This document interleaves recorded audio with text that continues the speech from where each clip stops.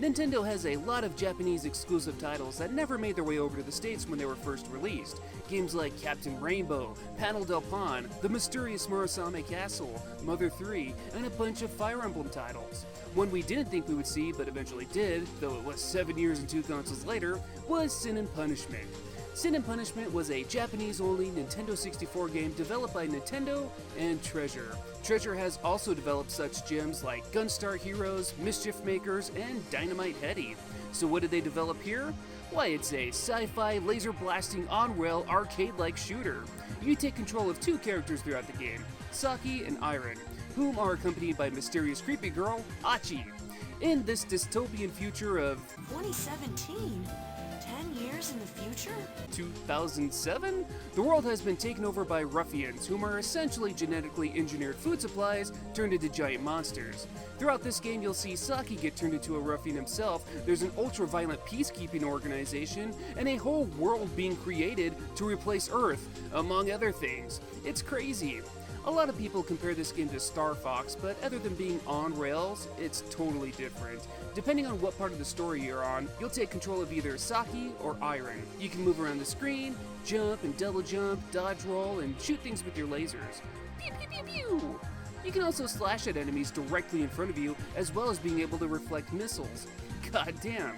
It's very much a score-based game. For every 100 enemies you kill, you'll get an extra continue, and with how intense this game can get, you might need them. Visually, this game looks pretty great for being on the Nintendo 64. It's dark and edgy looking, which appropriately fits the game's story. The soundtrack isn't too shabby either. There's nothing too memorable to me here, but it might have been because I was focused on that wonderful voice acting. So, you finally come. What have you done to Iran? I put her to sleep is all. Why are you doing this? I was testing your feelings. Look at yourself. All in all, the gameplay is very solid, and it's fun to play through.